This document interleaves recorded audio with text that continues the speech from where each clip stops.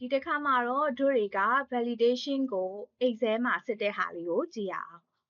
Excel မှာလည်း validation ကိုစစ်လို့ရတယ်ပေါ့နော်အဲ့ဆိုရင်ဒီမှာဒီ example လေးမှာဆိုရင် post name ရယ်စာနင်းရယ် month ရယ် year ရယ်ရှိရပေါ့နော်တကယ်လို့ month မှာဒါတို့က validation မစစ်ဘူးဆိုရင် user တွေရဲ့ input တွေက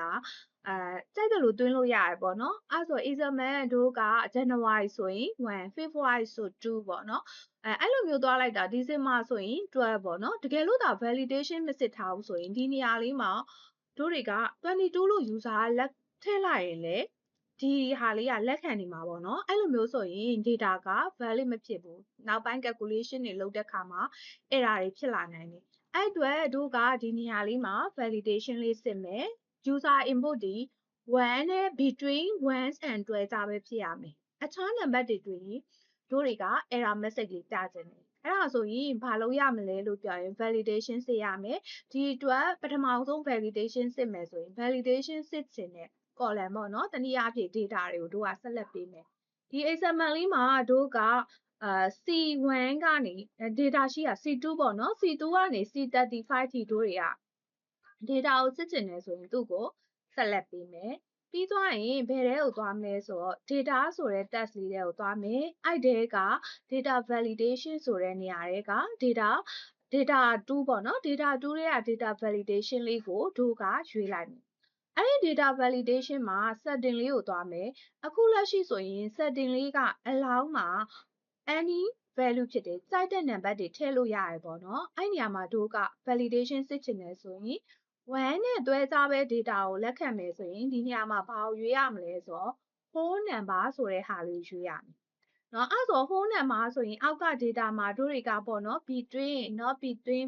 equal to not equal to ကိုယ့်ရဲ့ criteria နဲ့ကိုက်ညီတဲ့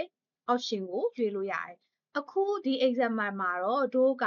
between 1နဲ့တွဲခြား data တွေကိုပဲလက်ခံမယ်ဆိုရင် minimum မှာ1ထည့်မယ် maximum မှာဘယ်လောက်ထည့်မလဲဆိုတော့12ဆိုတာလေးထည့်မယ်နော်ပြီးသွားရင်ဒီနောက်မှာ error alert ဆိုတာလေးရှိတယ်ဒီ error alert လေးကတော့ user က input အမှားထည့်လိုက်ရင်သူ့ကို error message လေးပြချင်တာပေါ့နော်အဲ့ဆိုရင်ဒီ style လေးမှာတို့က wording ကိုပြချင်ရင် wording ကိုရွေးလို့ရတယ် stop ဆို stop ပေါ့နော်ဒါမှမဟုတ် information ဆို information ပေါ့ကိုကဒီနေရာမှာ wording လေးပြမှာမို့လို့ wording ဆိုပြီးရေးလိုက်မယ်အဲ့ဆိုရင်ဒီမှာ error message လေးမှာ title လေးထည့်ချင်တယ်ဆိုရင်ဒါ error ပေါ့နော်ကြိုက်တဲ့ title လေးထည့်ဒီအောက်မှာတော့ကိုပေါ်ချင်တဲ့error message လေးကိုတို့ကcustomer ရေးလို့ရတယ် example ဒီ question မှာplease enter between 1 and 12ဆိုပြီးတော့တို့ကထည့်ချင်တယ်ဆိုရင် please enter between 1 and 12ပေါ့နော်1 and 12တဲ့ data တွေကိုထည့်ပါလို့တို့ကသူ့ကို error message လေးပေးမယ်အဲ့လိုမျိုးတို့တွေ define လုပ်မယ်ပြီးရင် okay ကိုနှိပ်လိုက်နော်အဲ့မှာတို့တွေက data လေးကိုတစ်ခုကိုစမ်းကြည့်မယ်ဒီအောက်မှာပေါ့နော် new data month လေးတစ်ခုကိုထည့်မယ်အဲ့ဆိုတော့သူက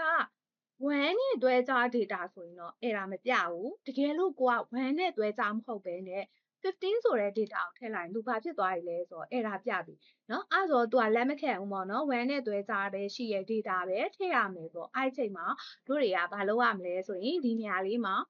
data ကိုပေါ့နော်ထားပါတော့1နဲ့တွဲခြားဖြစ်တဲ့ valid data လေးကိုပဲထည့်လိုက်ရင်သူဒီ error message မပြတော့เนาะအဲ့လိုမျိုး exam မှာလည်းတို့တွေဒီဘာတွေကိုစစ်လို့ရလဲဆိုတော့ validation တွေကိုစစ်လို့ရတယ်